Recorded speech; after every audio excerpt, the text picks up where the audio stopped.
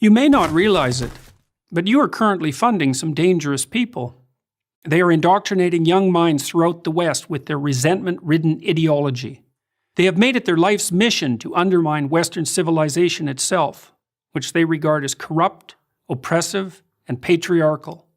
If you're a taxpayer, or paying for your kid's liberal arts degree, you're underwriting this gang of nihilists. You're supporting ideologues who claim that all truth is subjective, that all sex differences are socially constructed, and that Western imperialism is the sole source of all third world problems. They are the postmodernists, pushing progressive activism at a college near you. They produce the mobs that violently shut down campus speakers, the language police who enshrine into law use of fabricated gender pronouns, and the deans whose livelihoods depend on madly rooting out discrimination, where little or none exists. Their thinking took hold in Western universities in the 60s and 70s, when the true believers of the radical left became the professors of today. And now we rack up education-related debt, not so that our children learn to think critically, write clearly, or speak properly, but so they can model their mentor's destructive agenda. It's now possible to complete an English degree and never encounter Shakespeare, one of those dead white males whose works underlie our society of oppression.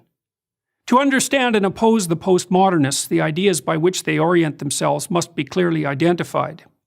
First is their new unholy trinity of diversity, equity, and inclusion. Diversity is defined not by opinion, but by race, ethnicity, or sexual identity. Equity is no longer the laudable goal of equality of opportunity, but the insistence on equality of outcome. And inclusion is the use of identity-based quotas to attain this misconceived state of equity. All the classic rights of the West are to be considered secondary to these new values. Take, for example, freedom of speech, the very pillar of democracy. The postmodernists refuse to believe that people of goodwill can exchange ideas and reach consensus. Their world is instead a Hobbesian nightmare of identity groups warring for power. They don't see ideas that run contrary to their ideology as simply incorrect. They see them as integral to the oppressive system they wish to supplant, and consider it a moral obligation to stifle and constrain their expression. Second is rejection of the free market, of the very idea that free voluntary trading benefits everyone. They won't acknowledge that capitalism has lifted up hundreds of millions of people, so they can, for the first time in history, afford food, shelter, clothing, transportation, even entertainment and travel.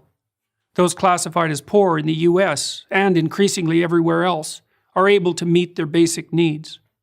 Meanwhile, in once prosperous Venezuela, until recently the poster child of the campus radicals, the middle class lines up for toilet paper.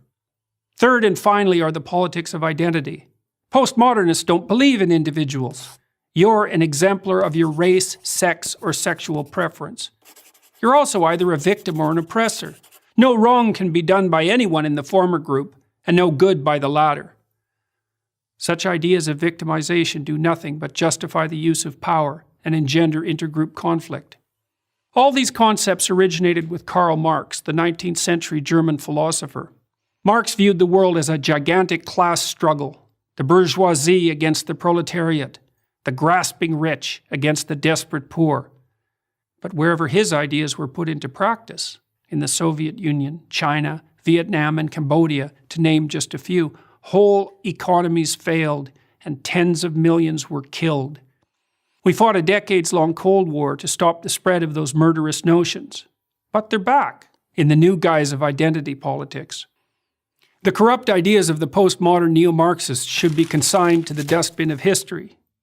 Instead, we underwrite their continuance in the very institutions where the central ideas of the West should be transmitted across the generations.